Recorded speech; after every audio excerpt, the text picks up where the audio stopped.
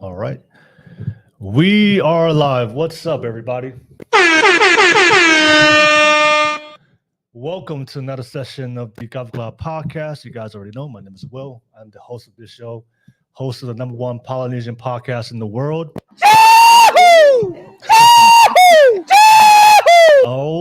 Welcome. We're on this beautiful Monday night live out of San Francisco. I'm here joined tonight with some special guests. We're going to have a great podcast interview for tonight. As always appreciate you guys for tuning in. Yes. All right, but let's get it.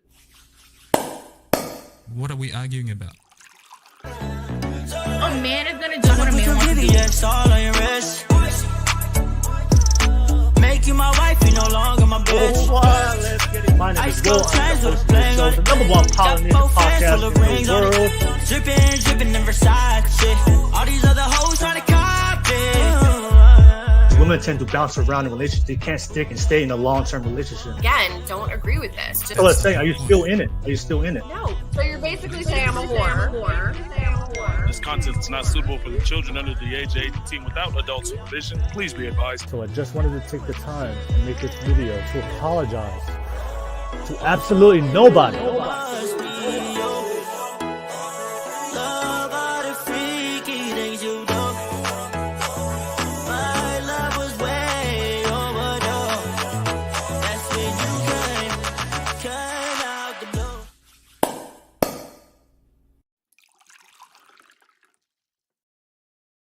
Mhm. Welcome back, everybody. Okay, welcome back to another session of the Kava podcast. All right, as always, thank you so much for always tuning in. You guys can see we have a special guest tonight. And if you guys have been following my channel, you guys already know I'm going to be talking, I'm going to be including more interviews and producing more business and entrepreneur content for you guys. So we have a special guest from Hyatt Studio out of San Carlos, California. So I'm very excited to talk about these guests, about their business. But as always, for everybody watching the show, thank you so much for tuning in. Shout out to you guys. If you value the content, the best way you can support me is smash that like and subscribe button real quick for the algorithm, so that way the content can grow and reach more people. Of course, you guys already know the best way to support me is through my locals. I know some of you guys have supported in my locals account.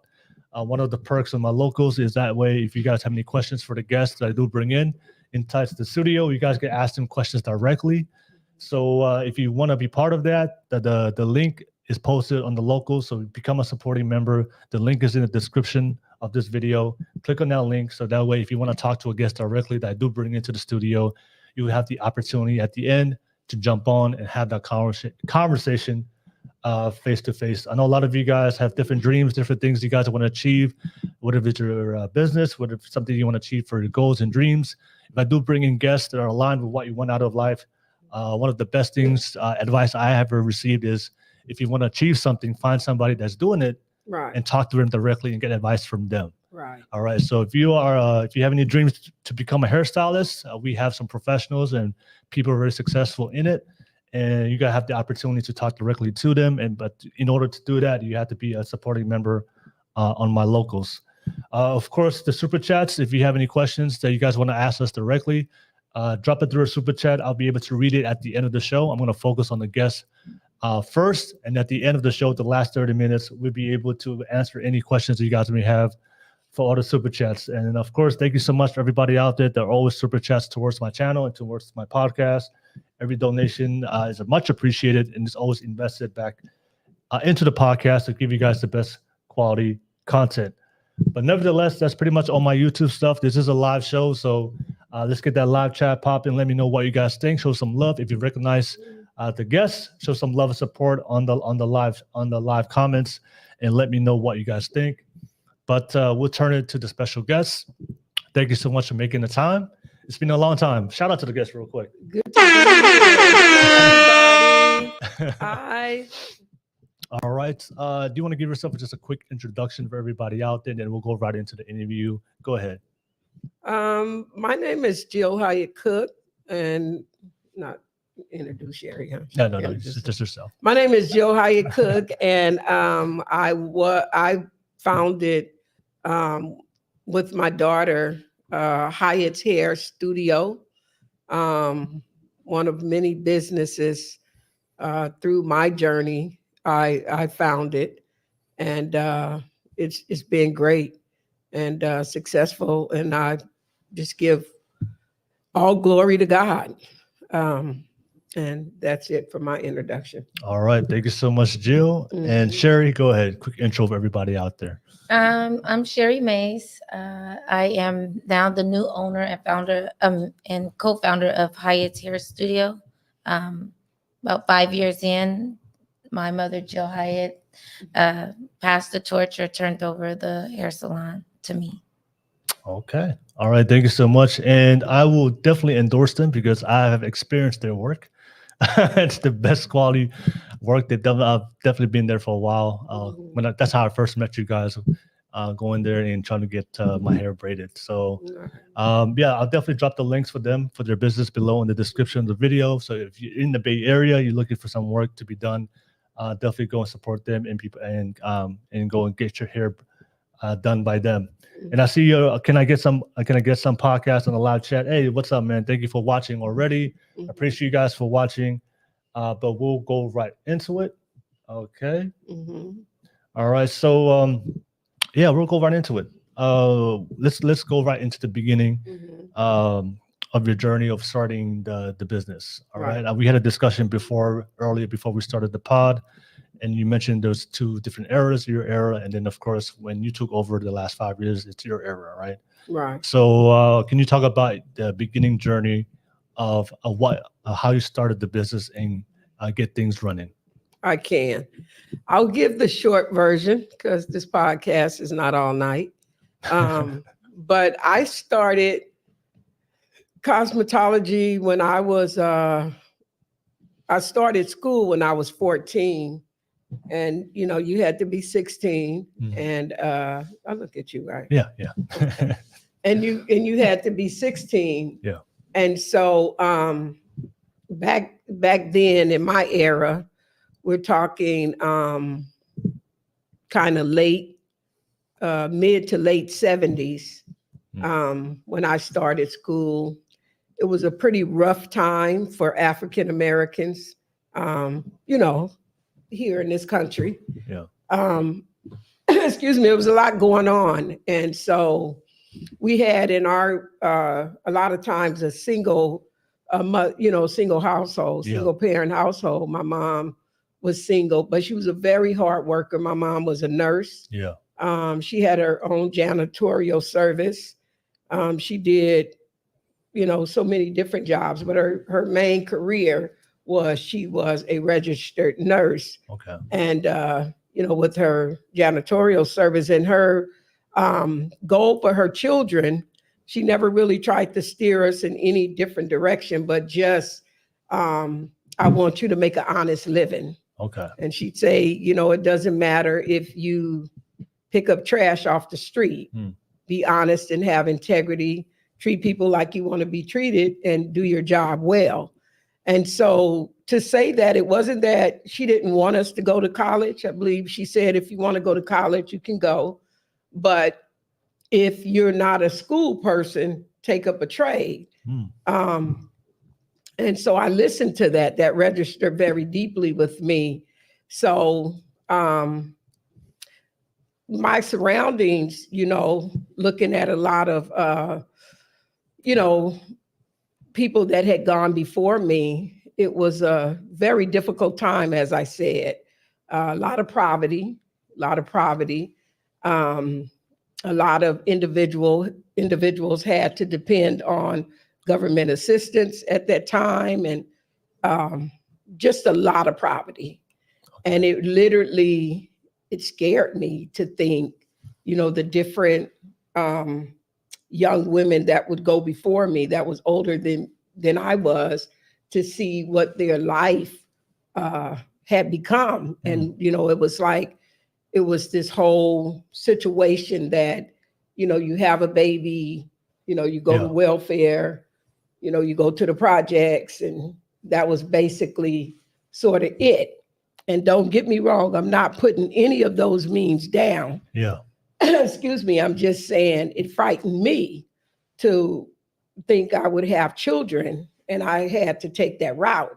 So it was not many routes like it is today. Yeah. And so I was always pretty good at hair. We had my uncle and aunt also had a church. So they found out I could do hair pretty good. Yeah. I actually started doing hair because I got tired of getting burnt. That's how I got tired of getting burnt with the hot comb. So it was like, wait a minute, there has to be a better way. So my quest was to straighten hair with the hot comb and be so good at it that you can get straight hair without being burned. Yeah. That's really why I started doing it. And so my aunt noticed one day that I could straighten hair really good. And she was really surprised to think like, who did that hair, know? And she asked me one day, girl, who did your hair? I said, I did. And she goes, don't lie to me. Who did your hair? And I said, I did. Yeah. So from that day, she gave me a head, one of her daughters, and one of the hardest hair to press. We call it today C4 hair, and 4C hair. And so I get this 4C hair and I straightened it and it was just soft as butter and it was, straight as silk. And she just was flabbergasted. So everybody from the church, she had 12 children. My mom had 8. So everybody that needed their hair I did their hair. And that kind of started it. And so from that, at the age of 14, that was earlier on. And at the age of 14, I started cosmetology school. Oh. When I started cosmetology school. And just a little bit about that, we had a really rough period in our with my mom. She had, a bad breakup and she would oftentimes get very emotional. So we were in a really, really tight situation. We at that time lived in a area of San Francisco that was not so great. And I would look out the window and at the age of 14, I just became afraid. Yeah. My heart just started beating as if someone was just running behind me. And this fear came from my options in life. What will I do?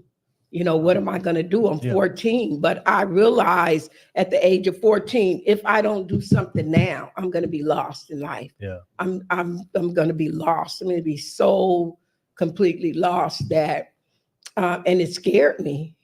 Fear is what got in me and made me say, I have to do something. If I have children, I just wanted my children to be able to say, this is who my mom is. This is her title. Even if, being a hairstylist may not be much to some people, my children would be able to say, this is who my mom is, and this is what she does, to just have that title. And my son, when he was little, he would say, my mom is a cosmopolitist. He couldn't pronounce it, but that made my heart glad. But anyway, we didn't really have the money for me to get started at that time in school.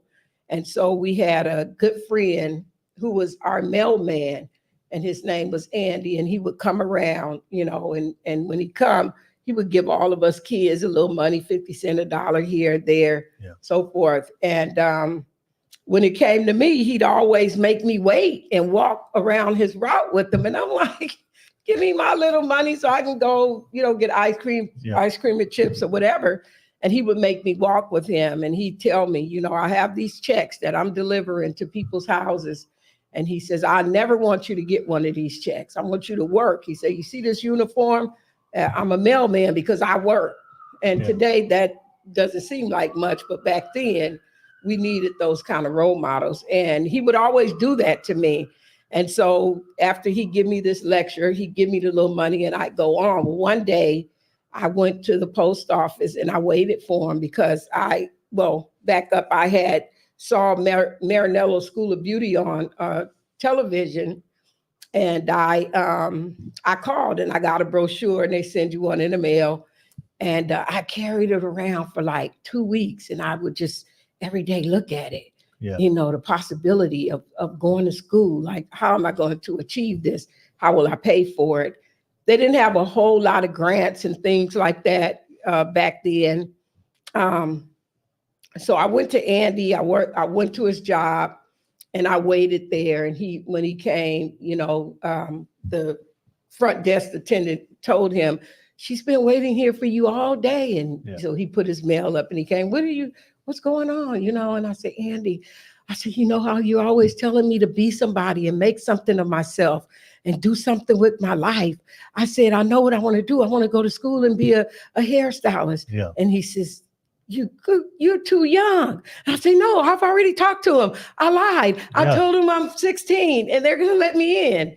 And he was like, you did? And you talked to your mother about this? And I said, no. I said, yes, I did. I said, but I have to ask you.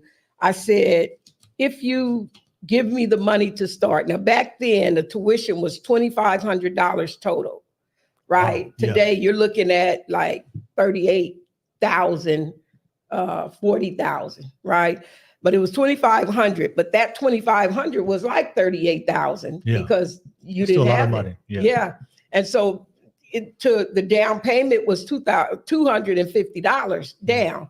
So I say, Andy, I promise you, if you pay for me this down payment, $250, I said, when I become a professional, I'll pay you back every penny and I will never ask you for another dime. All I want is just this. No more chips, no more ice cream, no more any of that. Just give me this and let me go to school. And so he took me home and he asked my mother if he could give it to me. She said yes. And that's how I started cosmetology school at Marinello's.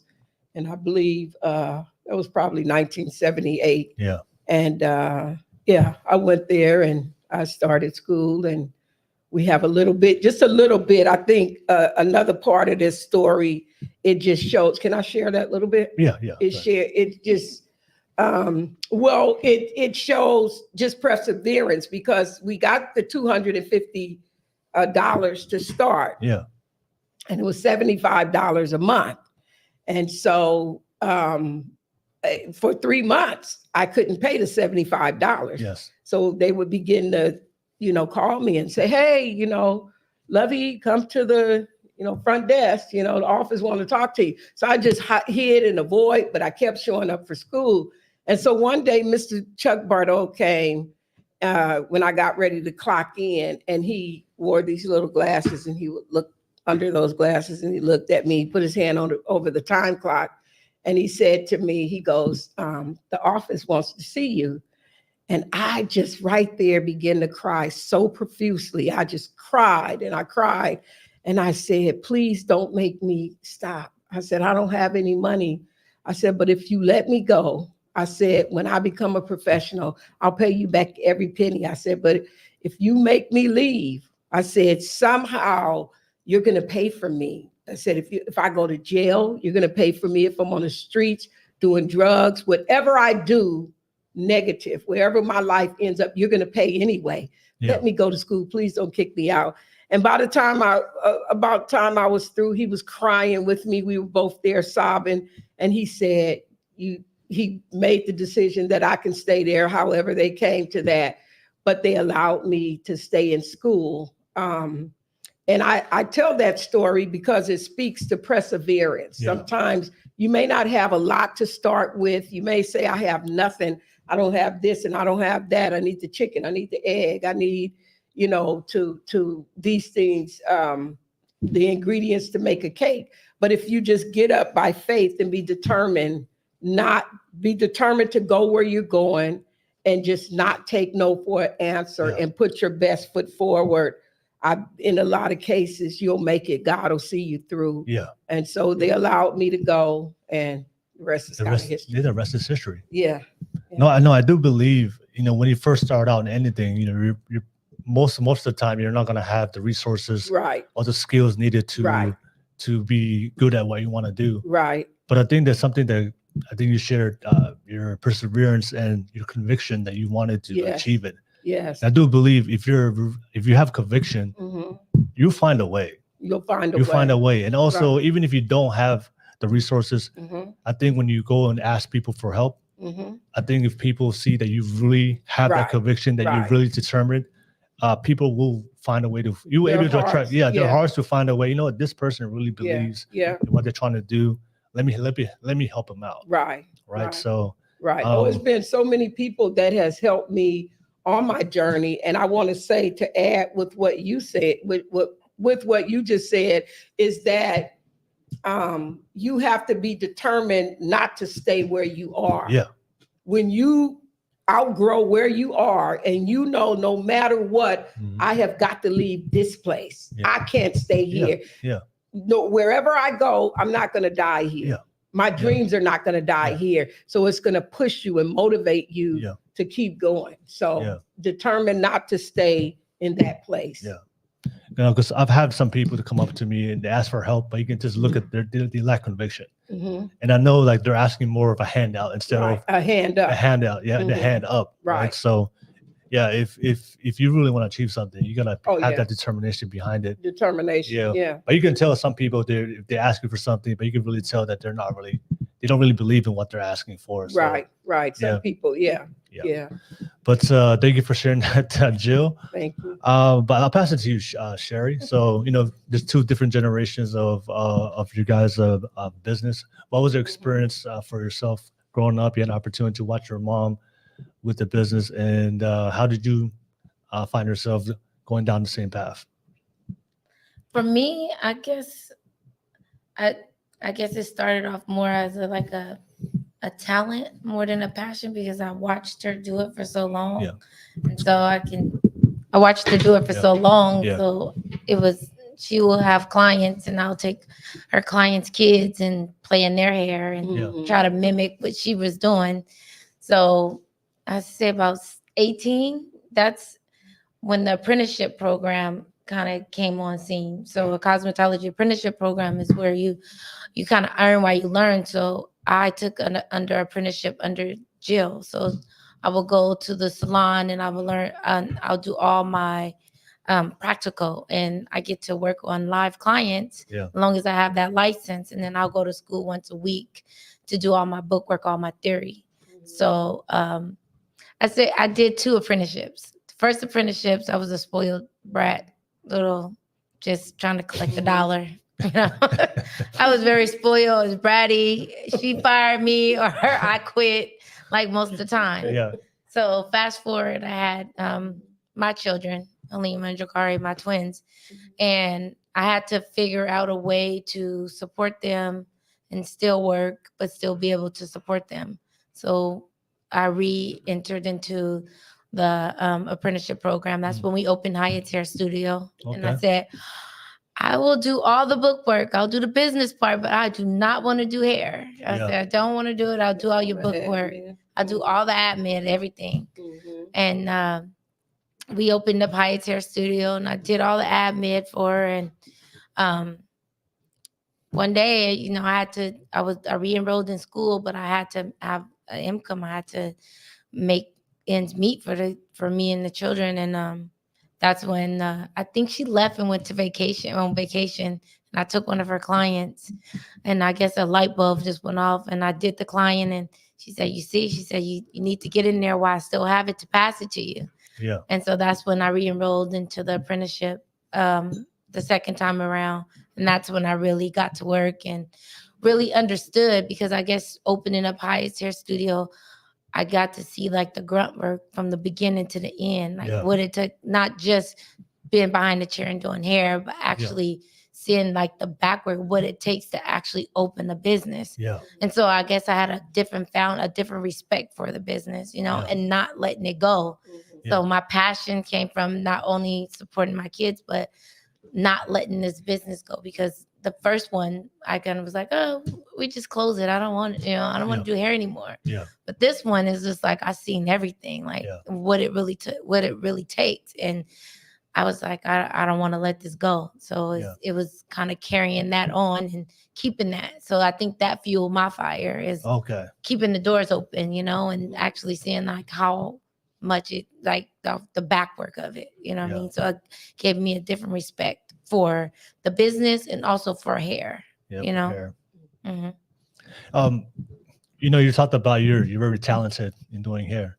Just as my curious question, doing hair, is it something that's more of a natural talent? Either you got it or you don't, or is it something that you can learn over time? It's both. It's both. Yeah. I think it's definitely both. Yeah. And the more passion and drive that you have for it, the more you're gonna, expand your talent, and Yeah. learn and dive in deeper, Yeah.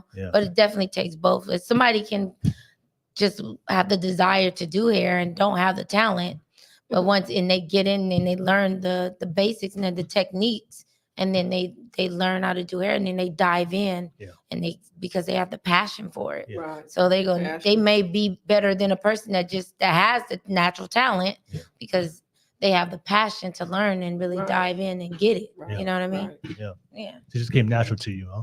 It came natural to me, but I had to get a passion for it, because some Yeah. things Yeah. didn't come natural. Yeah. Some things I had to really focus and learn and understand, and I'm still learning to this day. You know what I mean? Yeah. So I had the talent to do certain things, and I did, a few things just instantly, but it still takes a passion to want to dive in To and dive learn into more, Right. and Okay. take what she gave me and then add on top of what, Right. what's Okay. out now. You know what I mean? So Okay. definitely, I think it's both. Yeah. So for everybody that's watching this right now, if they want to become a hairstylist, you have to get a cosmetology. Become a cosmetologist, right? You got to get a certificate. You have to go to school. Yes. You to be a professional, yes. Yes. You have to go to school, but going back a little bit to what you said about natural talent, and I call it a God-given talent, Yeah. or learning the just skill. learning it as a practice. Right, practicing and learning the skill.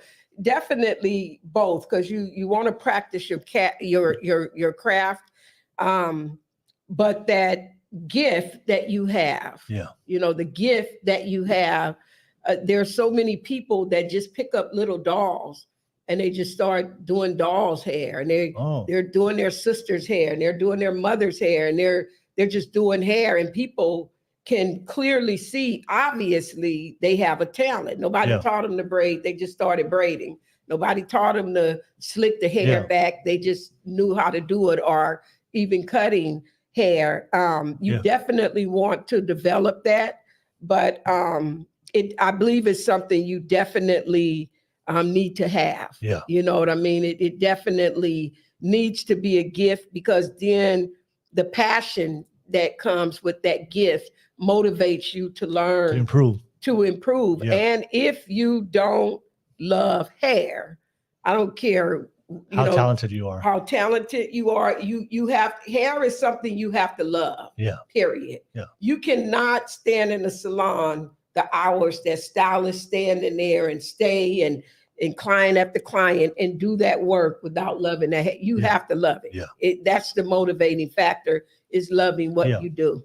There's that old quote, right? Hard work beats talent when talent doesn't work hard, right? Say that one more time. Hard work beats talent when talent doesn't work hard. Right. Yeah, exactly. yeah. So you can be talented, but if you're not really putting in the work, right, you'll be stagnant. Right. You won't improve. But the person that may not be as talented as you, that's if they right. keep working, they keep grinding, right, eventually they'll be able to exceed the person that's very talented. Exactly. So your example of knowing that you had a gift was the iron, right? You mentioned before. Yeah. You just and whatever I did, I did it well at the I guess at like 13 years old, I was doing people's hair for the prom. Yeah. And they were came natural wearing these styles. They were like, go in there and let Jill do your hair. For the prom. It wasn't like they had a whole lot of, much money anyway. And no one taught you. Their hair was on the pictures. When you look back, it was like, wow. Even if it was just, I knew how to do something. And even further back than that, when I was really, really young, I would, straighten and I would press and curl these older guys' hair who would go to like house parties and things back then. And so they would come to the door, these big grown men, and I'm like probably 7 or 8. And my mom is like, what do you need? And they were like, oh, I'm here for Jill. She's going to do my hair. And my mom is like, she thought like, okay, I hope it's not a pedophile. Yeah.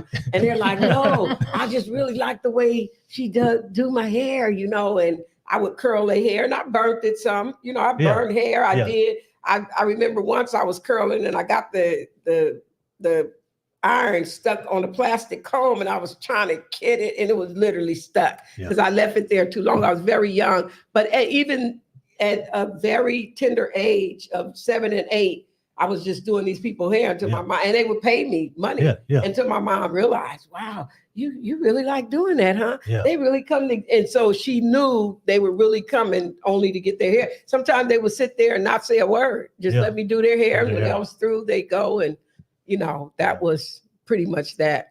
And for you, Sherry, when did you realize yourself that I'm pretty good at this? I mean, I say as a teenager. I mean, teenager. No, like a kid. I used to do like my little cousin's hair. My auntie used to pay me to perm my little cousin hair, put in the little pigtail ponytails. I have little cousins. I braided hair. Did little different styles, like when the Bow Wow style. I have a cousin that she loved Bow Wow, so I would do her hair in a little Bow Wow. So I would say early on. Okay. All right. So you talked about starting the business, and you said that there's a lot of work that goes behind it. A lot of people don't see. Can you elaborate more on the things that you have to go through, and especially if people are watching this right now, and they want to become a hairstylist and they do want to start a business? What are the things that you learn now that you wish that you would have learned before? So the people that are watching this right now, give us some tips. Hey, this is the things you should know and prepare yourself before starting getting your own hair salon and starting your own business. I'll give my little piece first, because Sherry is much like, I mean, I had these salons and I did hair, and I thank God for what he's allowed me to do. But I mean, I look at Sherry and she's just taking it by leaps and bounds. And sometimes I walk in and I look at the clients and I look at their hair and I look at how it's growing and it's flourishing, and how that atmosphere of just peace and tranquility and unity, and how she runs the admin part and keep the business. Because you can do good hair, but if you miss the admin part, you don't have a business. You're just doing good hair. But one of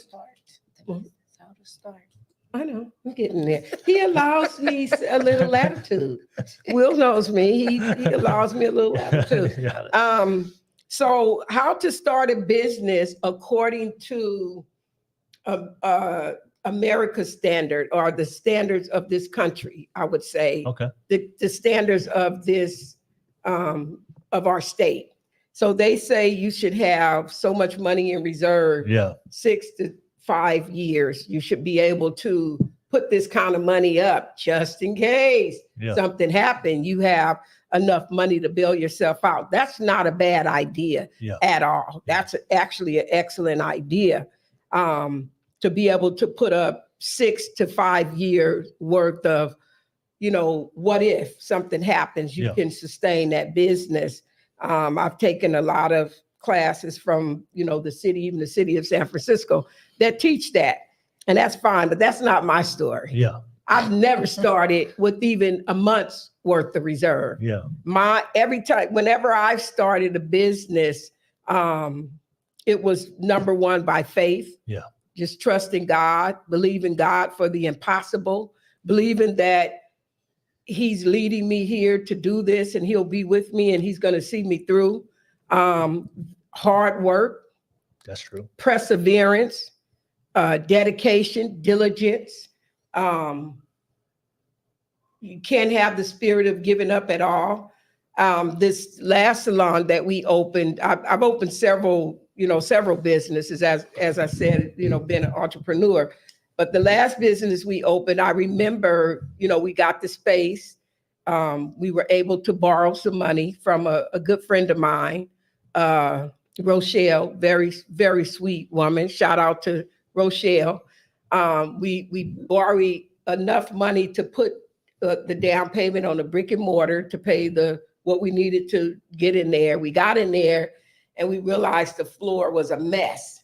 So with this floor being a mess, we had to just do all kinds of stuff. I'm not gonna even get into that, but it was just something. So we didn't have money to hire people. So we had a little Latin man who was our neighbor, whom we love. What was his name? We loved him. But anyway, and my son. So we get in there and we just do what we can. And it was times nobody would show up to get this building ready. And I only have so much time to get it ready before, the rent start, Yeah. the lease start on. Lease starts, So yeah. I'm in there just painting, and people are coming in.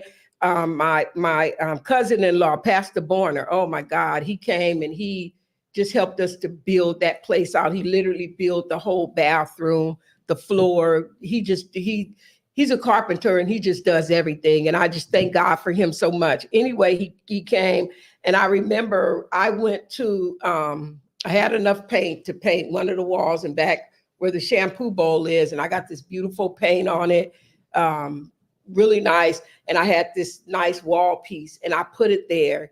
And I finished that one wall and that wall piece, because every time I come in, to keep me from looking at all of the work that need to be done with no capital to work with to get it done, I would look at that wall, and it would encourage me that pretty soon the rest of this is going to match that. Yeah. And that was my encouragement every day going in. To the viewers, the listeners, how do you get started? There's tons of things you can learn from the government, how to get started in a business, and it's all good information. But a lot of us don't have what they're telling us we need to get started. Yeah.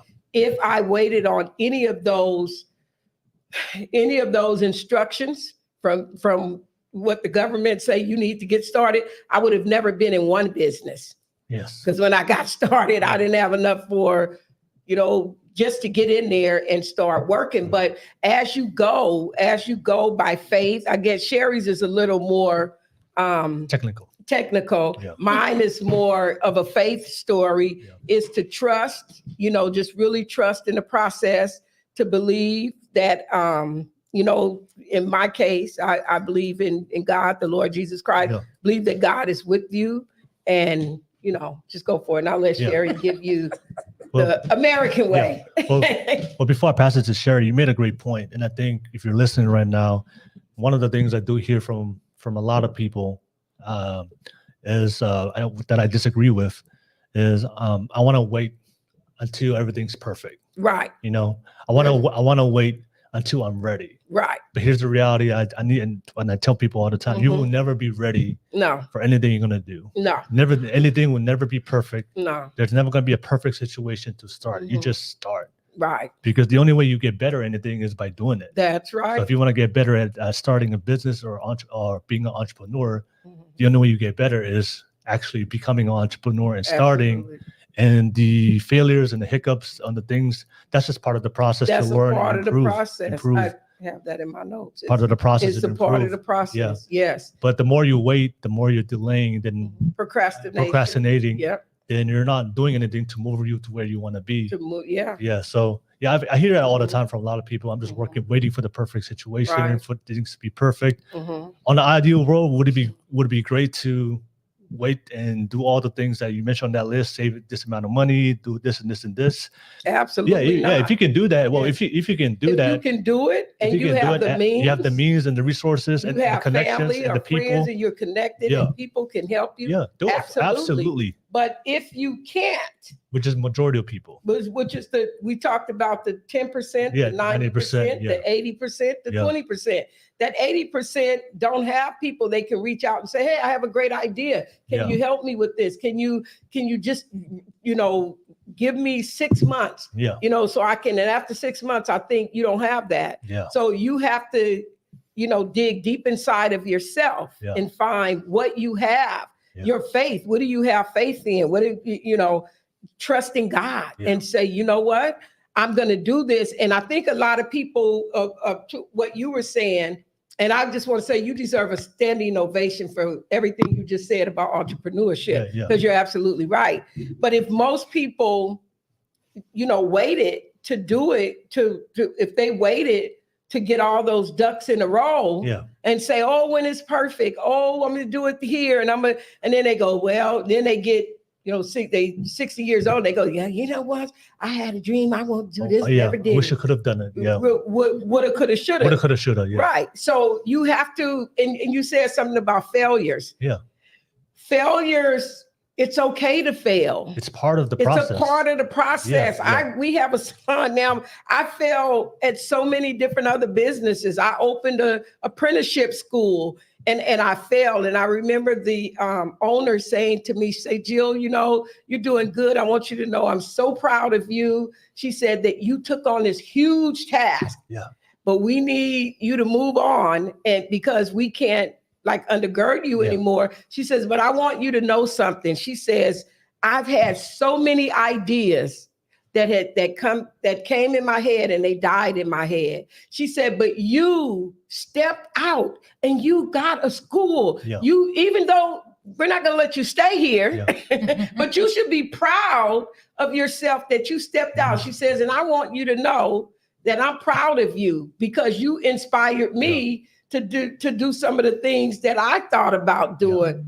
So you're not going to always succeed at everything. Some things you start, it's a learning process. You fail. Look at Steve Jobs. He kept going and he kept going and he kept going. And now almost every person, every other 3 person, I'll say, around the globe have something of Apple in their hand because he didn't let his failures stop him from dreaming and stop him from going forward. We have to keep pushing no matter what. It's not about how many times you fall. It's about the times you get up. There, we gonna all fall. You got to get up. You get up and you say, you know what? Sometimes people say, you getting ready to do what? You can do that again. Like, yeah, last time was a little shaky, but you know what? I got another idea or whatever it is, as long as you've been, and I'm not saying to do it foolishly, but if you really believe in your heart and you have a dream, somebody, your energy will touch someone and someone will come along and say, you know what, I like that idea. Let me help you. I can't tell you how many people God has placed in my path that opened their doors to me, to let me try a business, to let me start something, gave me finances. I would be here all night along the journey that God had people strategically placed to say, here, you know what? And they probably said, she don't have much, but I'm going to invest because I like her, you know, she's enthusiasm. She's, you know. Think about this. If you would have waited, because you talked about getting that $250 deposit, right? Right. Deposit in so you can go to your school. Right. If you would have waited to get that $250, it probably would never have happened. I wouldn't be here today talking about cosmetology. Exactly. But you went out there and figured out a way, you found the right people, you asked for it, you weren't afraid to ask somebody. I asked. And you took action. And I took action. And I said, I will never, I don't want any more ice cream. Sometimes even sacrifice, trade the little things in. Say, you know what? If I get this, I'm going to have to stop buying, you know, coffee every single day. It's okay. Sacrifice, give up something. I said, I will never ask you for another dime for chips or I don't need any of that anymore. I said to him, just this $250 because I knew it was going to start my future. And then I was able to, you know, pass it to my daughter and wow. Yeah, so, like closed mouths don't get fed, right? That's it. So don't be afraid to ask. You know, ask and you shall receive, knock and the door shall be open, seek and you shall find, and don't be afraid of that process. And failure. And failure. Don't be afraid of failure. And don't be afraid of failure. Only pride, and you heard this on the Williams show, pride is afraid of failure. That's the only thing that's afraid of failure is pride. Trust me. You lose your pride, you'll fail and get right back up. So, I remember, you guys know who Elon Musk is, right? Absolutely. I remember he was doing an interview to a crowd of college students. And one of the college students asked him, I want to be an entrepreneur, but what happens if I fail? Elon Musk told him, don't be an entrepreneur. Right. That's not for you. Absolutely. If you're afraid of failure, you're afraid of being an entrepreneur. Exactly. That's not for you. Go get a job. Absolutely. And your failures, you get so much knowledge from it. When you fail, you get so much knowledge. But here's the thing. When you fail towards something you love and you're passionate about, it's exciting because you're learning something that you love to do. Absolutely. That's why you mentioned before early, it's important to love and have a passion for what you're doing, because when you fail and you don't love what you're doing, you're going to hate yourself. But for people who love what they're doing, it excites you. Oh, I'm just getting better. I'm getting better. I'm getting better. Just a different mindset. Right. But if you just do it only for the money, kind of like you were sharing earlier about your podcast, endorse anything that you don't believe in because you don't want that's integrity. Yeah. And when you have integrity, oh my God, sky's the limit. I mean, you won't do anything, but you can stand up straight and you can stick your chest out and say, you know what? I feel good about, you know what I feel, but you know what? Those 5 people that I did serve, I did it with all of my heart and I did it with honesty and hard work. I feel good about that. And that is contagious. Yes. That is good. People know that when you feel that. Yes. But Sherry, we'll pass it to you. So we were talking about starting a business. I feel like she answered the question so well. Well, from my her point of view, from my scrapping, you know, that you know, making something out of nothing. But from a technical point of view, right? Starting a business, like, you know, I had a couple of things in mind, like look, how important is location? Oh my God! All right, how important is space? How much space do you need? Mm-hmm. Do you really need a big space to start out? You know, some people that have the idea, I need to get a big studio. No, you can get a small studio to start out. Mm-hmm. What are the technical things?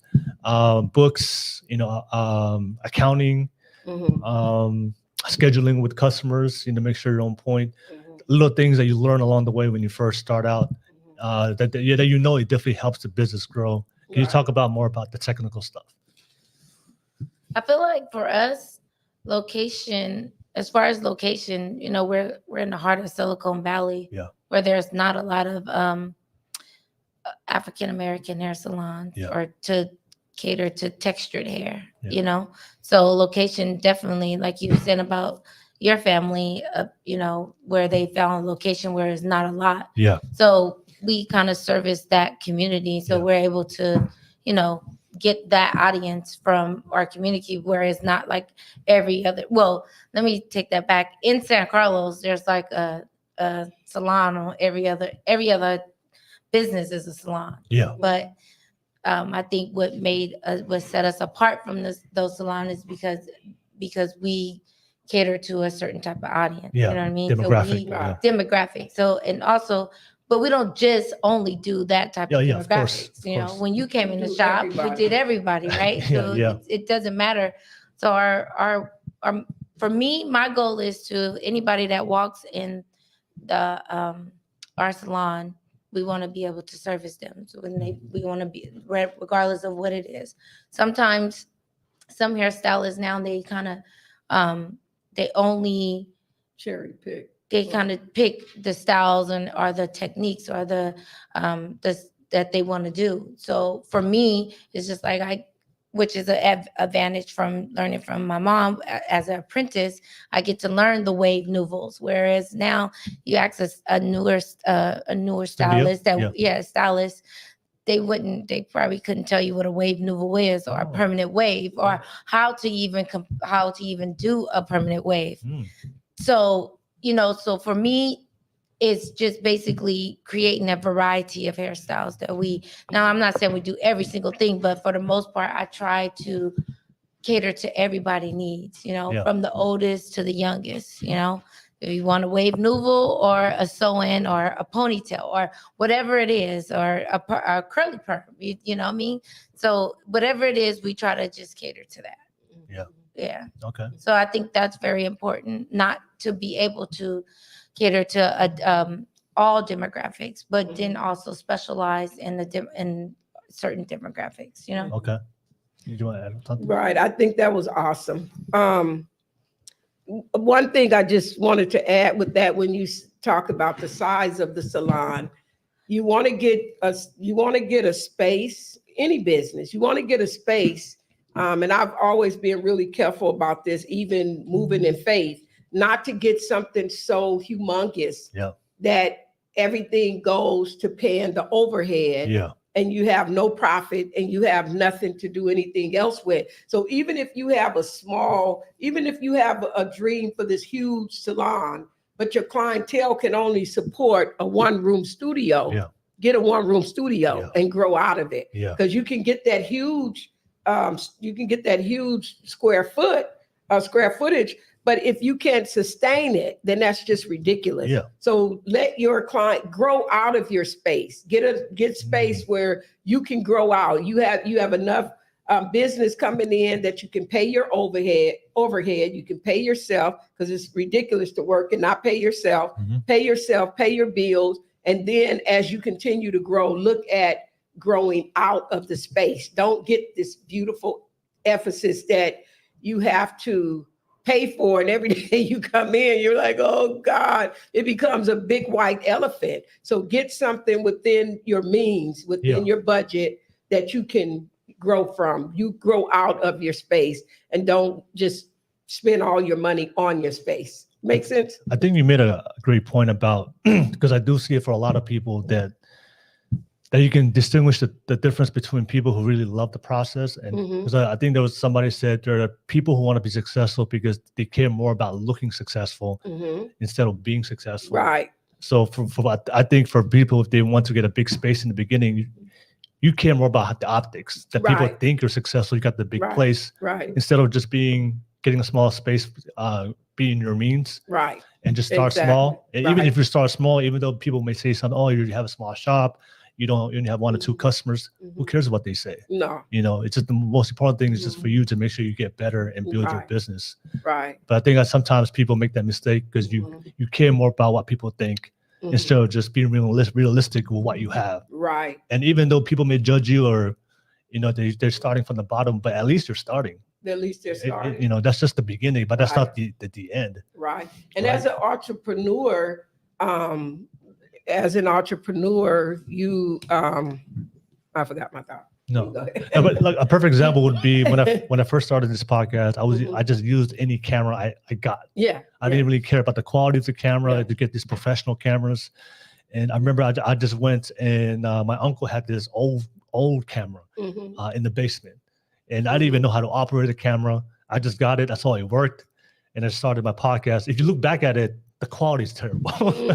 The audio, the video quality is terrible. Right. There was a lot of negative comments. Oh, look at your quality of your podcast. It's terrible. Right. But I didn't care about it because for me, that's all I had. Right. I just had to use what I had. But I was excited that I was actually doing it.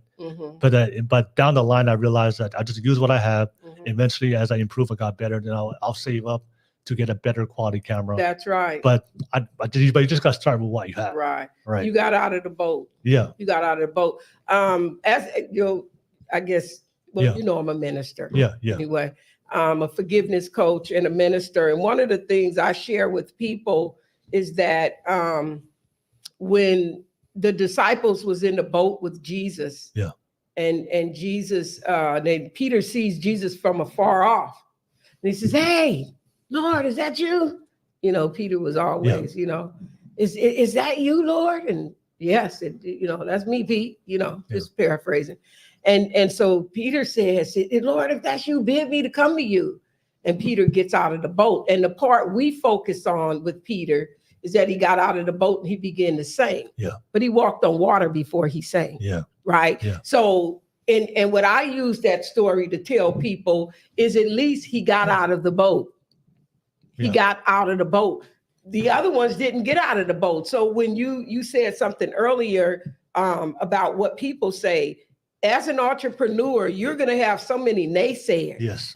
Because they can't do it. They don't have the courage to do it. Yeah. They're going to talk you. I don't know what's going to happen next month. What's going to happen in a year? Oh my God. Ooh, whoa. Yeah. And if you listen to that, you'll be like Peter, you'll sink too. Yeah. But if you keep your eyes focused and you keep that passion driving and you keep moving and keep pushing toward all of that, sometimes you can't even stop and have a conversation about it. If you know a person is negative, avoid them. You ought to eat it. Well, I wouldn't get started. Let's change the subject. How's Bill doing? Yeah. How's your baby? What's going on? Yeah. Let's change this, because they will talk you out every time because they themselves, a lot of people just don't, and there's nothing wrong with those people. Yeah. It's just who they are. Yeah. So you have to say, I'm going this way. I'm going to try this, and when you say it, you have to say, I'm trusting to stand. I'm trusting for it to go well. But even if it don't,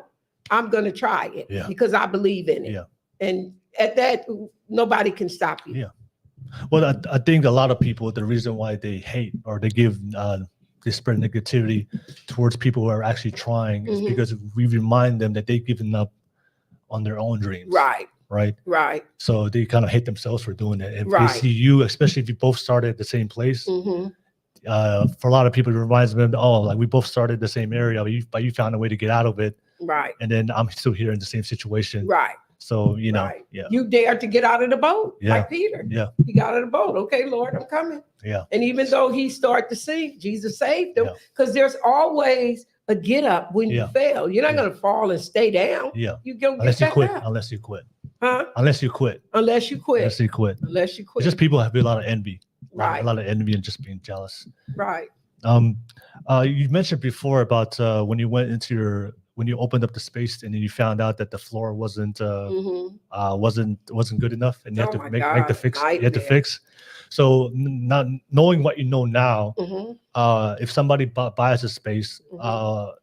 do you have any tips for them? Hey, check this, check the lighting, check the floor, Check everything. check everything. Check everything. But sometimes there's such a good deal that you say, if you check the floor and it's obviously going to cost you $10,000 or $5,000 and you don't have it, you want to do something different. You want to try to negotiate with the owner. Give me, I'm going to have to put X amount of money in it. It's going to bring your building value up. Give me, 3 months. Give me 90 days to get this place up and running because I need to take the money that I would give you for lease. And a lot of people, you'll be surprised. A lot of owners will say, okay, because once we got our salon together, the owner would bring people that would come to look at spaces. He would bring them in there and say, hey, I just want to show you, look how great this place looks. Look what they did. So that's happened to you. That's happened to us. Yeah. So I would say, see if you can negotiate with the owner. Okay. If it doesn't cost too much and you can put it in your budget, try to negotiate some time off the rent that you're going to upgrade their space. Oh, okay. And a lot of times they say, you know what? Hey, that's great. And they like what you did. And that's a good thing. I wouldn't let it just scare me away at first. You know what I mean? I wouldn't just say, oh my God, that's going to be too much. No, I would see how I can negotiate that if it's in my budget to get it fixed. Maybe, friends, maybe, families who are carpenters, try to barter with them, Okay. try to barter. I had my brother-in-law did some of the floor. My son had never really done that before. And so the really our friend that started with us, he would at night, get his little beers. And once he got the beer, the job, it was over, right? It was no more working. And my son he showed him, and that floor looks like a showplace. My son did it. God just anointed him to get in there. And my son is so perfect and he's so precise, so accurate, right? His cutting, his lines, and every line in that place is so straight, like as if somebody did it that was doing it for years. Yeah. Like the work that was done on that floor. My son did, it was his first time doing it. And everybody bring people say, look at the floors. Yeah. And it was his first time. Okay. So try to barter with people, say, I'll do this for you, you do this for me, and just kind of work together. Sometimes you don't have to have capital. Sometimes you have things that you can work with. Say, hey, I'll babysit your children if, you give me 2 hours of your carpentry work after I'm trying to build this or whatever. Oh. And you'll be surprised what people will do, Okay.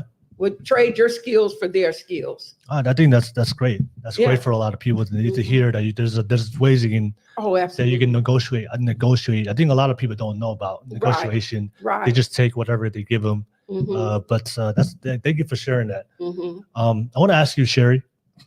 I think you talked about creating a good atmosphere for people to come in. Mhm. Can you talk about building an atmosphere? Whenever you watch movies, there's always like the barbershop atmosphere, the hair salon atmosphere. Right.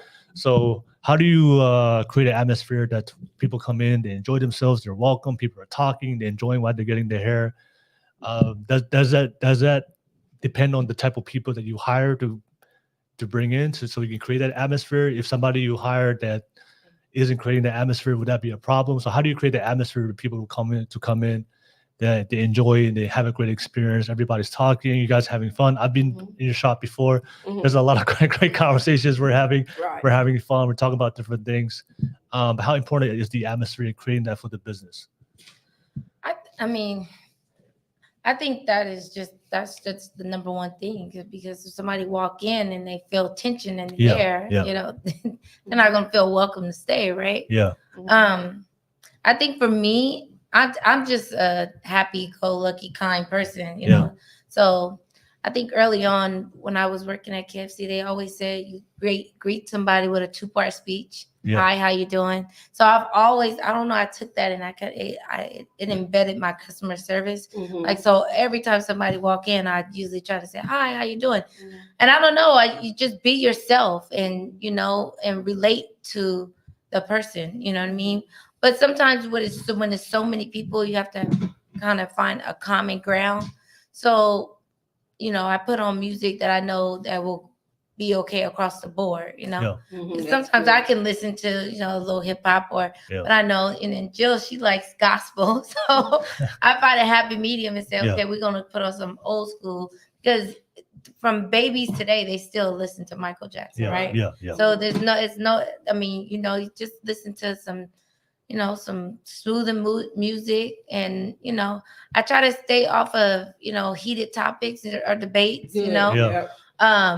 And sometimes when they come up, sometimes it needs to come out. Sometimes it's appropriate for it to come out, you know. But sometimes I have private conversations between clients, and sometimes we have big conversations. So sometimes sometimes we don't include the whole salon into a shop discussion. Sometimes we just have a shop discussion. Everybody kind of chime in and feel welcome. I always hear clients say they feel so welcome. Like, you know, like everybody is welcoming everybody. So I think, I do think it's the people you hire. You know, we did have a few people that kind of didn't fit in with our culture. It's about building a culture. Of course. Every business has a culture. I think our salon culture is just family oriented and kind of just loving and giving. You know, that's just our culture. So we're not separated. You can tell that everybody, you know, I can be working at one station and Jill can go and take over that station. And sometimes in salons, it's not like that. It's kind of like everybody is right, you know, at their station. Client. This is your client. Don't talk to my client. I won't talk to yours. It's like cutthroat. It's like cutthroat like that. It can be like that. Very cutthroat. It can be like that. So I think first of all, me and Jill sharing clients, so they kind of get the Jill who's preaching all the time, and then Sherry who's talking to them about something, you know, and cracking up laughing. And so then, you know, and we have another stylist that came in, and she's an older lady, and she has her older clients, and like everybody just love each other. So for their clients come in and talk to us, we talk to them. So I think it's the culture, it's building a culture in the salon. Have you ever hired people that was against the culture, and how did you deal with that person? They didn't last that long. I mean, I think they don't. Do you have a conversation with them, or do you? Oh yeah, sometimes you have to have a conversation, but also they'll begin to feel it too, because whatever their culture is, it's what it is. And one of the things, you have to protect the baby. You can't let somebody come in and just disrupt. The culture. You can't let that be disrupted. The atmosphere. It creates a lot of tension in the room. It creates a lot of tension. And then I think with the atmosphere, like what Sherry was saying, which this is kind of funny, I'm going to say this. I watched how clients, I would do their hair, and I'm talking and I'm thinking, you know, we're vibing, and we are. And they're just kind of very serious. And then they go to Sherry and they're like, and I'm going, I didn't get that reaction, you know, because Sherry is a lot, you know. So I'm, I guess, a little more, you know, serious about some things. I could be a little funny too sometimes, but I'm always She's definitely funny. But I'm always talking about other things. But here's some affirmations we have in the salon. You want to say them? Recite our affirmations? Yeah, go ahead. So one of the affirmations, because that set the culture too. So we have one, Gandhi, be the change you want to see in the world. We have another one that Sherry loved, the best things in life aren't things. Keeps you with a perspective. And then we have another one that says, The only person you should try to be better than is the person you were yesterday. And then we have another one, another sign that says, you can. No, go ahead. Says large minds talk about inventions, medium minds talk about events, and small minds talk about people. Our salon is a no gossip zone. Ooh, you don't no gossip about other people. And people love the culture because they don't walk out the shop feeling like, oh, they might talk about me, but they know they're not going to be talked about. It's a no gossip zone. And when you keep that negative energy out, we only uplift one another, we encourage one another, we edify one another. And if those words are not edifying and uplifting, oh boy, it's going to be problems. I will really bring out the preaching at that point. But I'm just saying, we don't, for years, that's what our culture has been. Even when they were very, very young in the apprenticeship, nobody, you don't talk about other people, you only talk about yourself. Not in here. Has this ever experienced, because I've seen it happen to other businesses.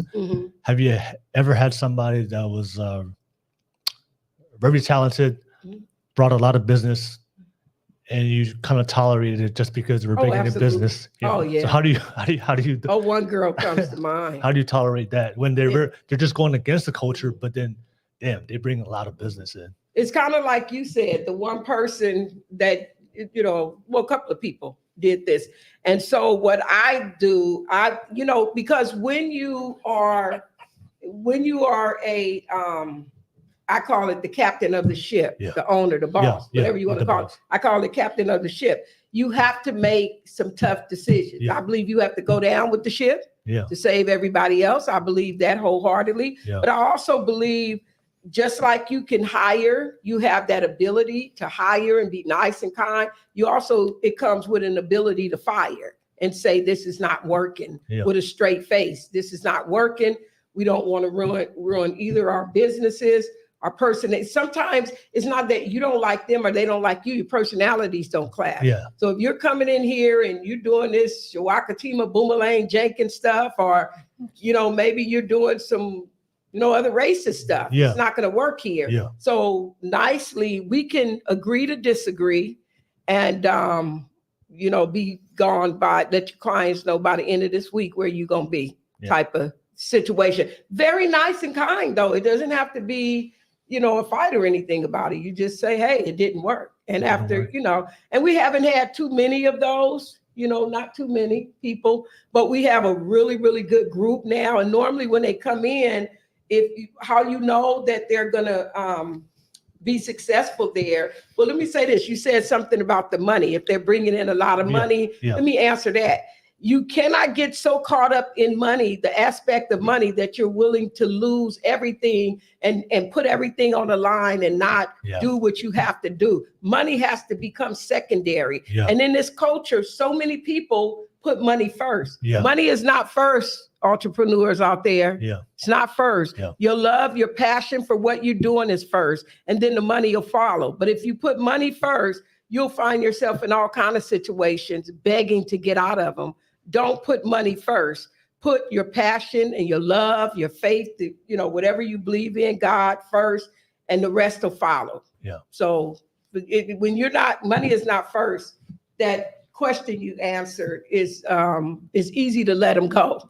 That's the answer to them. Just let them take go. You and your money. See you later. Do they sometimes have you ever had people like that, but then they try to reach out back to you, they want to come back? They'll reach out to want to come back. You fired them, but then Not too many times. not too many times. No, because they found comfortability wherever else. And that atmosphere sometimes in that shop where everybody is just to themselves, it probably was more for them than for how our atmosphere where we're all we all work together. Right. Okay. All right. Can we talk about a little bit about the this was a question somebody asked about how do you develop repeat customers? What do you guys do to make sure that people enjoy their stay and then they come back? Is there a certain process to that? I think that's one of the questions people were asking. I think excellent work, you Yeah. know, Just do giving them excellent what they work. want, Yeah. you know. Excellent customer Excellent service. But then after Mhm. the work is customer service. So Yeah. you do excellent work and not have great customer service, Right. and Yeah. you may lose them there. You know what I mean? Yeah. So how do you deal with customers if say they're unsatisfied with the work that you do? Mhm. Like how do you deal with that? Mhm. It depends. It depends on the job. Yeah. You know, sometimes you can. Well, first of all, you call them back, and of course you try to see here, listen to the problem, Yeah. and Mhm. see what happened, and what could have happened, what could have went wrong. You know, if we're at fault, then you take responsibility for it. But if we're not at fault, you know, we can't rectify the problem. Sometimes sometimes is a case where the client is probably maybe trying to get over. So you gotta kind of have to read between the Yeah, lines. yeah, You have to know, okay, is this a true valid problem Yeah. that I can rectify, or is this one of those clients that's trying to get over? Yeah. We haven't experienced too many of those clients. Yeah. So most of them if they ever called and say, hey, you know, I really wanted purple and you gave me burgundy, you know, it's kind of close line, you know. Yeah. So you come back, you fix it, you try to fix the problem, you know, and I stand by my work. So, you know, like even with some, like for instance, like hair extensions, you know what I mean? Like certain hair can get kind of ratty and, you know, shitty, Yeah. should I say? Yeah. You know, I tell you, I'll guarantee my hair. If the hair is doing any of those things, bring it back and I'll take it out and replace it for you. You know what I mean? So you stand by your work. That's how you get clients to come back. You stand by your work. You have integrity, like, you know, as Jill always keeps saying, and what you do, you know. Okay. And then the people that you said that you have a feeling inside that they're trying to get over you. Mm-hmm. Like how do you when you have that feeling, you're trusting your intuition.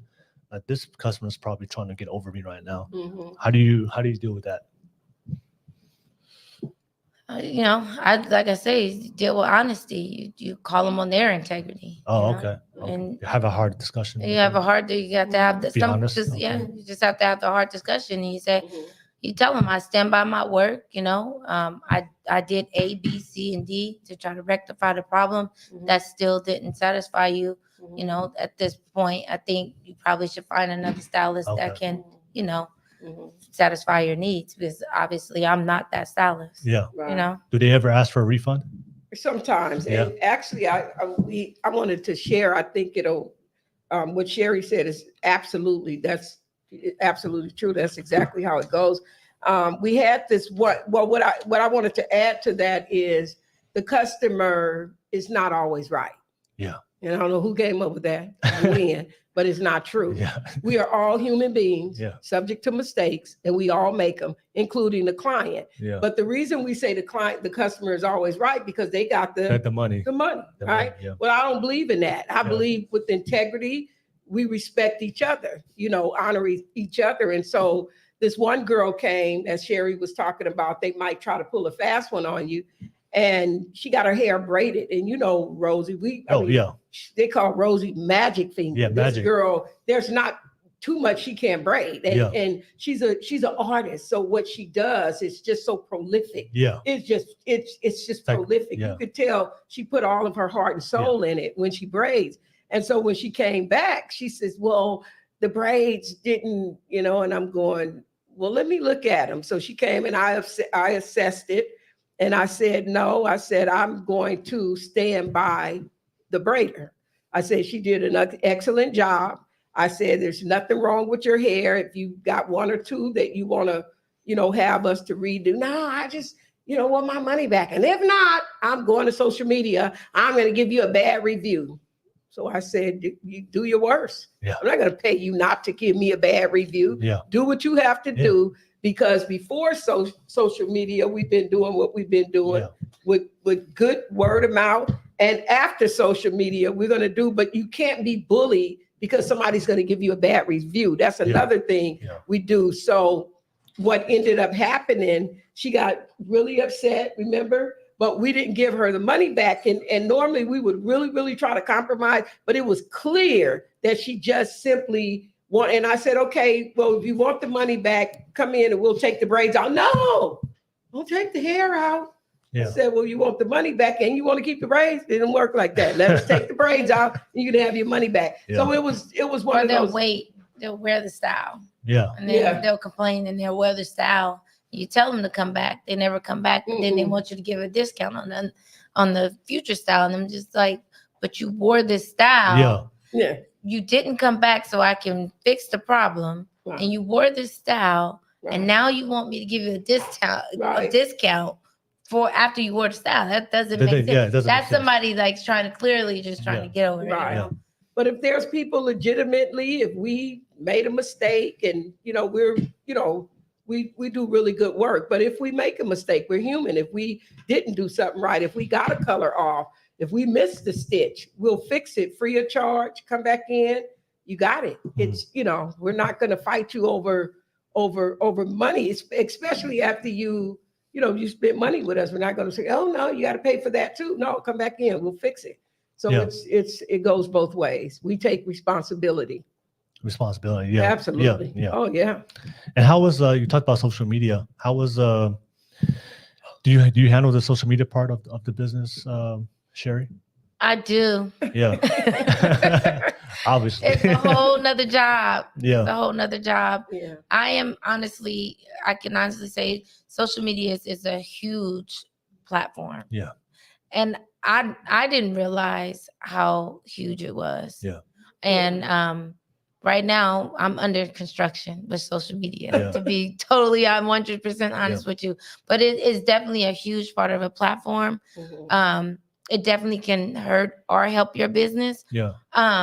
I can't say that it has 100% hurt our business, but I definitely can say we could have much more exposure to our business Yeah. Mhm. with our social media platform. Yeah. So I always looked at it, oh, it's just a bunch of friends. So I didn't understand the algorithms and how it worked, and now that I understand it and I get it, it definitely is a major component, and it's definitely another job. Okay. It's definitely a whole separate job, social media and advertisement and keeping up with the trends, because now you can't just take pictures. So now they want videos, and they Yeah. do these step-by-step videos, and they're rewinding it and fast forwarding it. Yeah. They're doing all this stuff, so you got to keep up. So definitely a whole nother job, but definitely very important. Yeah. Also, I had this question. What you talked about going to cosmetology school. Mhm. What are things that that people that you don't learn in school that you only learn by doing the job, hands-on? So what there's always that common saying, you go to college, but that's textbook. Right. That's textbook knowledge. Right. There's a difference between street knowledge, Right. going out there and doing it, experiencing it in the real world. Right. So you both went to school, but just for people that are out there just watching right now to go to school, Mhm. what are the things that they should be aware of? Okay, these are the things that they teach you at school, Mhm. but they won't. These are the things that they won't teach you and learn at cosmetology school. Mhm. And this is what I experienced for myself. I learned. They taught me how to do hair like this, Mhm. but when I did it with a customer, I realized, there's a better way to do it, or Right. that's not the best way to do it. Right. Can you share some of those things, those tips, or those experiences? Yeah. Like what comes to mind when I'm trying to process that yeah. question. Ask that question again. yeah, like what are things that You comes? got that question at the top of your Yeah. Oh, I'm trying to So what? process it. So what are things that they teach you at a cosmetology that they either they don't teach you at cosmetology school, and you learn that for yourself by just doing it, practicing it, and experiencing it with the customer. Okay. It's like in school they teach you certain techniques, Right. but then when you do it with the customer, you realize, this is Right. this is something different. Right.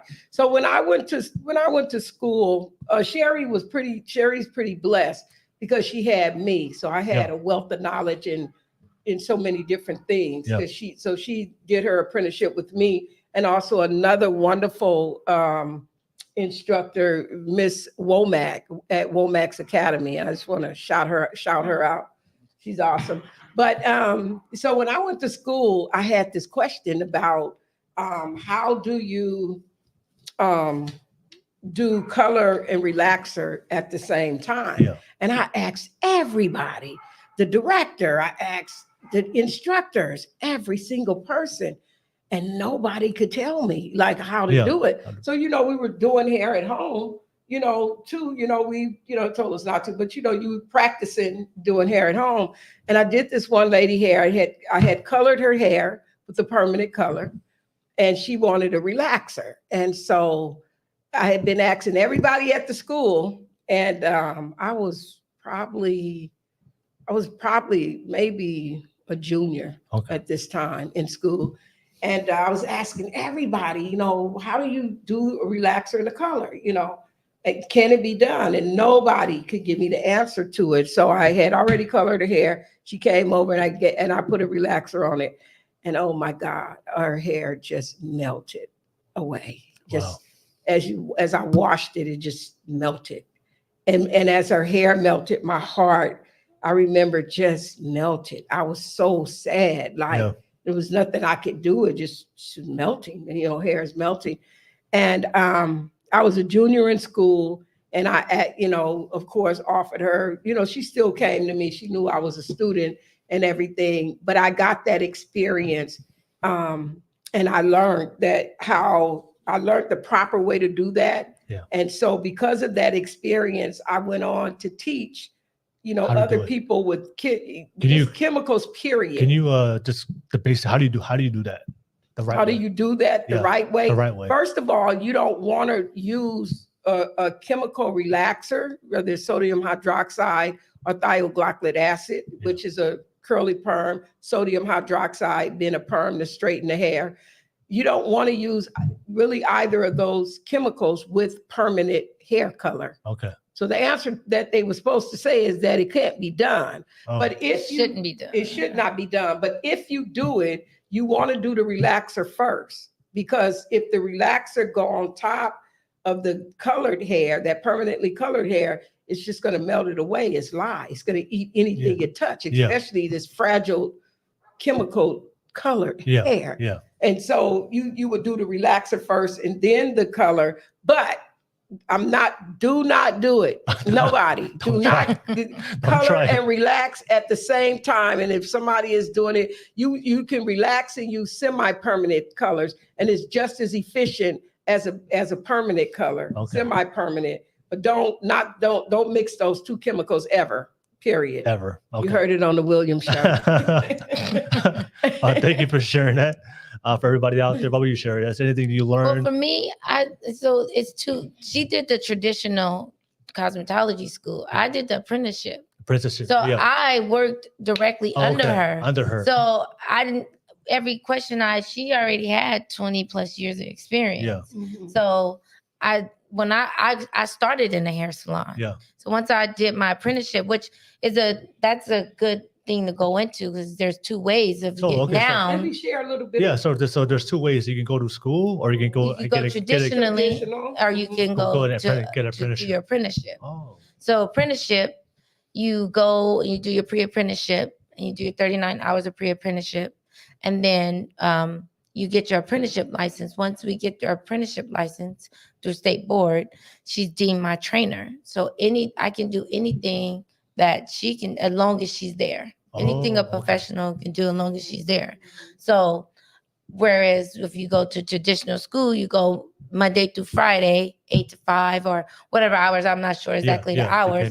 And you have to get like 3,200 or so many hours in training at the traditional school. And you can't practice hair at home until you get your cosmetology license. Mm-hmm. So for me, it worked for me because the kids, I have my kids, I can earn while I learn, do anything that she can do, assist her, do anything she can do, and also go to school only once a week. Also, is that cheaper than going to school? Going through the apprenticeship? Going through the apprenticeship. But is it harder to find somebody that's willing to take you as the apprentice? Not really. No, not really, because people, it's sort of a trade-off. Not really. Sherry, maybe it's important that they want to know how long does it take to get your apprenticeship license? So once you do your pre-apprenticeship training, you get, they send your license within, go ahead and say it. If you want to say it, if you want to coach me to say it. You ran the program. Say it. No. Just say it. Get it out, Mom. Say it. Sherry ran the program, really. Yeah. I was the educator, but Sherry ran the prolific. Everybody got their license. We're under talking our about two different program. things. Yeah. When we had a program, apprenticeship program, and then Mhm. but before we had the apprenticeship program, She- I did an apprenticeship under Under her. me. Okay. And Yeah. but then later on, we decided to open a program. Have our own So program. now you have our your own- own program, Oh, apprenticeship program. Yes. Right, which was so rewarding because even way back to my story, right, when I started, you always have that in you that you want to give back and you want to help. You know, I want to help. I want to give back. I want to make it easier for somebody than I had it. I want to pay it forward because so many people helped me, and then just paying it forward, helping people get their cosmetology and barbering license was just completely amazing. But the question I just wanted, in case any of the viewers wanted to know, the apprenticeship after the 39 pre-apprenticeship training, after you get that you get the license between 6 and 9 weeks. So Okay. it can come as early as 6, but as late as And 9. nine. So Okay. 6 to 9 weeks, man, you off to the races. Yeah. You have a license to do what a professional do as long as If the they're professional there. is present. It's present. Right. That's For way 2 better. years. That's a lot better You than hold that license for traditional. 2 years. Right. Yeah. And that question you asked, the things you learn in school opposed to out here, like Sherry said, she had all the answers. So you don't, when you go to school, when you get out of traditional school, you get to the salon and you learned in school. Now you have to learn all over again. Yeah. Because you have to learn professionally. You have to learn how we do it here. Yeah. Well, Sherry, some of our apprentices, by the time they get through with the program, they're opening a salon because they're ready. They're ready. They learned everything. They learned everything. Yeah. So that's a win-win apprenticeship is win-win. Yeah, I'm against the traditional school sitting in a classroom desk. Are you? Yeah, I think it's better for us to learn from a mentor. Yeah. I was watching this podcast before. He said that, you know, traditionally back in the day in the village, when you learned, you just go to the village mentor. Yeah. And you watch, like if the boys wanted to learn how to hunt, Mm-hmm. there was no classroom to learn how to hunt. You go and follow Right. the village chief or your dad, Mhm. and you learn through experience. Exactly. As soon as they switched that to the classroom Yeah. and just learning by, You lost some. We lost. yeah, some you lost the stuff. practical experience. There's right. a difference between talking about something Mhm. and actually just doing it Right. yourself. I think as human beings, we learn more from Mhm. when we do it ourselves. Absolutely. I think I think that's something that we see we often see a lot of the problems with the younger generation trying to figure out how to learn something. It's just if you- Right. just watching or listening to just do about something. It's different when you're actually doing it. Absolutely. So yeah, I agree. the apprenticeship is is a lot, seems like it's a way better option. Oh yeah. Yeah. Yeah. It is. It Yeah. is definitely economically more so. Yeah, I know What you learn, you just have to be dedicated. Yeah. And we've had some great students that have come through, and wow, just wonderful stories. Yeah, on that. And that's especially learning how to deal with customers, right? Oh yeah, Yeah. yeah. Dealing Mhm. rating on a doll is Right, it's different when you're dealing with a real life customer. right. And I think that you can't get that experience unless you go out there and really do You it. can't get it. And customer service is so important. I'll tell you a really funny story really quick if you want to hear it. Yeah, go ahead. Okay. So when we had the apprenticeship before, when Sherry, joined when she was younger, 18 or whatever. So we had this excellent barber, and he can just cut. He was just so good, natural talent, but he just wanted to do it his way, and he was always late. Oh, So this one particular day, he was always reprimanded for being late. Stop being late, can't be late, blah, blah, blah. So this particular day, he had a clientele out of this world. Yeah. So about 11 o'clock, he had about 12 people waiting. wow. And so I'm in the back, I'm doing my work. So I went and I gave each one of his clients gift certificates. And I said, when he comes in and cut your hair, if you're willing to wait, hand him the certificate. Every cut today is on the house. So when he came in to work and I'm sorry, don't worry about it. It's good. Because that's one of the things, customer service, you're going to be on time, blah, blah, blah. And so he comes in and he starts cutting. And each person has a gift certificate in their hand. So when you get through with this fabulous haircut, they hand him the gift certificate. He's like, wait a minute, what is this? What are you guys doing? And I'm like, no. And I made him honor that. Yeah. I made him honor it because, like you said, like, learning how to hunt. Yeah. You're going to get this by precept and example right here. You can give all these people free haircuts Yeah. for being late. Yeah. Period. Yeah. Because it's unacceptable. You've been warned too many times. But that was just so funny. He was like, who else have one of these? Everybody raised Everybody raised their hands. Oh, and they had them. So sometimes you have to get a little tough love in there. But they get the message. He's doing so well today. Okay. As a family, still cutting. He's doing excellent. Accountability. You Yeah. know, that's what customers look for, especially the people like they want us make sure that you're accountable, being a professional. Absolutely. Yeah, being a Yep. professional. Absolutely. Yeah, that's most important. Yeah. All right. But yeah, the last thing I want to ask you guys before we conclude, if somebody's out there that wants to be a hairstylist, can you just give like 10 steps? This is what you do. Mhm. And starting a business, getting a license, getting a space. What's the order they should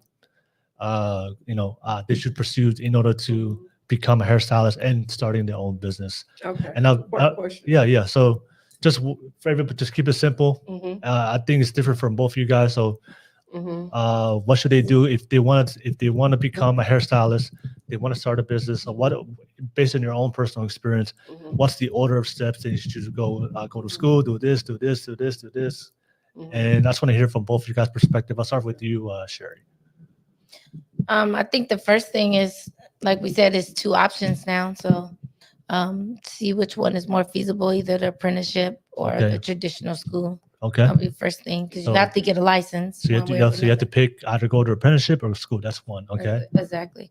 I think doing the apprenticeship route, they'll already have the knowledge of working in the shop, professionalism, customer service, probably almost how to run the shop, because they'll see their trainer running the shop. Okay. Mhm. So then they'll kind of have that knowledge already Mhm. of as to what to do. But once you get your professional license, I guess you have to find a building. Find a building. You That's get- number 3. You Okay. can Mhm. do that through a realtor or just by yourself, but I think a realtor kind Yeah. of helps find. And also, buildings. can they, if you can't find a realtor or afford a space, can you just start at home? No. No. No, you can't. No. No, If you have a license, you have to have No, a you'll be space. fine if Well, state board. no, finds you out. have Okay, to, yeah. I'm glad I brought that There's up. Yeah. certain criteria you have to pass Mhm. to Oh, okay. deem you as a hair salon at home. So you can convert something from home, but Oh, okay. it's certain steps that the state board Okay. requires you to take. So you have to get your own space And it has to be zoned for For- for business. Okay. Yeah, it has to be zoned. Definitely. Or another option, even if you can't afford a space, just go work for somebody else. Yeah, you can rent Yeah. a space. You can rent a Yeah, booth. rent a Definitely. booth, rent a booth, right? You can rent a and booth. Start out, Mhm. at least Mhm. start, and then Right. okay, Well, you said to open your Okay. own business, but yeah, you definitely can rent a booth. okay, rent a booth, and then Yeah. find a space. So once you find a space, then what's the next step? Like you said, you need to be zoned, so you need to get a city license, City like license, a business license. Okay, seller's permit if you're planning to sell any products. seller's permit. Okay, And you have to get establishment license from the Board of Cosmetology, State Board of Cosmetology. okay, Those are establishment 2 license. different things. So 2 you have different your cosmetology license Mhm. and your establishment license. Okay, So say if you wanted to open a shop and rent out booths, you can apply for establishment license Okay. yourself. So those are 2 different things. okay, Establishment license and cosmetology license. okay. And once you get all those licenses, and then You build and get ready Yeah. you ready get to work. customers. Those are the main things Okay. for All right. business. Okay. Mhm. You mentioned something about LLC. Yeah. So, Yeah. So a lot of entrepreneurs are sole proprietors, Yeah. but it's different. So there's sole proprietors where you take all the responsibility. Mhm. A LLC is a limited Yeah, like liability corporation, corporation, or so you kind of decide what works best for you. What do you think, in your experience? What do you think is better? I think it's pros and cons to everything, but I personally like the corporation. I think, Yeah. but starting off as a the S corp, yeah. But starting off as a sole proprietor sometimes is to me, will be a little more feasible Yeah. financially Yeah. until you get established enough where you can pay all those fees and the different requirements for S corp or LLC. You know? Okay, so just start out. If you're beginning, if you're limited in your resources, to start out with a sole proprietor. As you build your finances, and then you can definitely transfer and switch it to a LLC. Absolutely. LLC Okay. or S corp. Okay, and the LLC and the sole proprietor, that's a must, right? That's a must. What to decide? No, Like, that's a what do you must. mean? That's you have to get that to start your business. You have to. You have to say you have to register under Yeah, one or the exactly, other. exactly. Oh, you have to get your fictitious business name. So you have to make sure your name business name. is you can register your business name. So then that's when you'll say if you're a LLC, so Okay. things like that. All right. Okay. And then once you get everything set up, and then it's just a matter of get those customers in and Right. start going to work. Right. Okay. All right. Thank you for sharing that, Sherry. I'll pass it to you, Jill. Like same thing.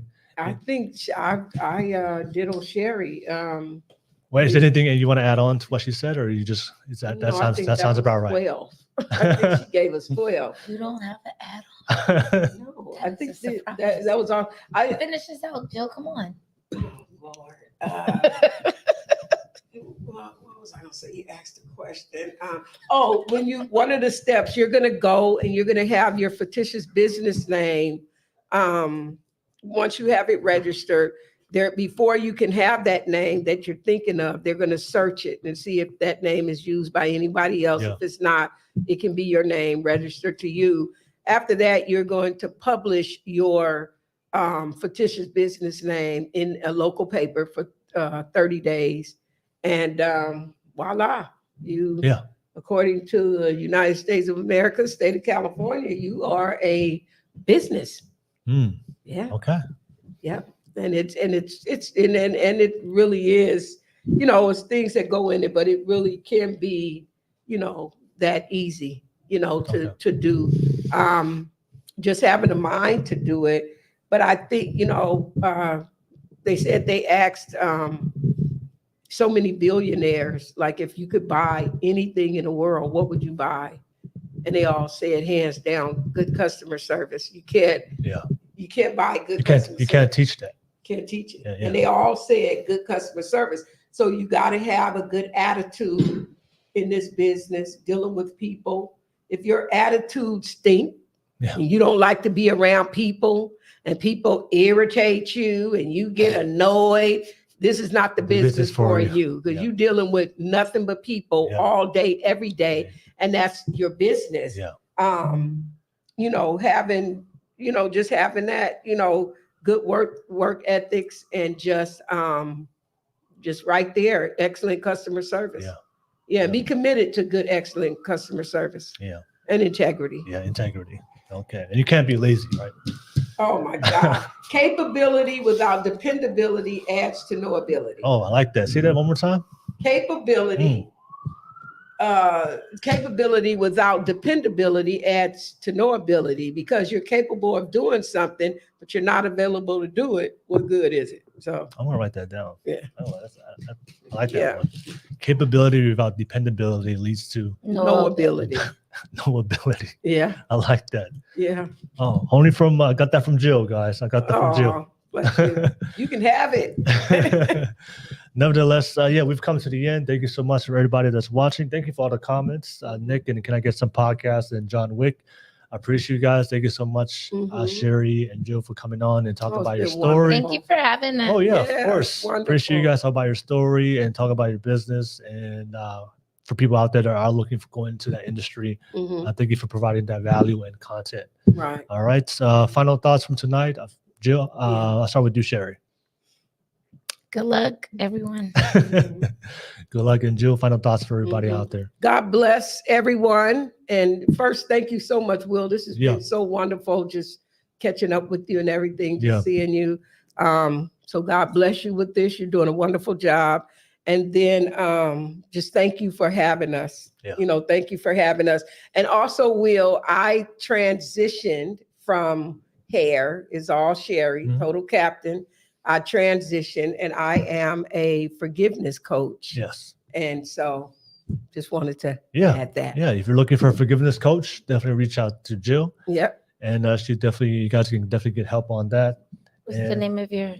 I have the Joy of Forgiving Wellness Center, and free of charge. We don't charge anybody a dime to come and receive healing, to let go of all the negative trauma from your past and Yeah.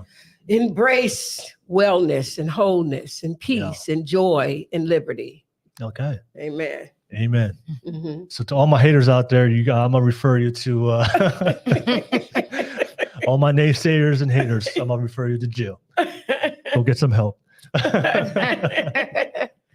All right, but thank you so much. I appreciate you guys. Ben, we'll see you guys next time.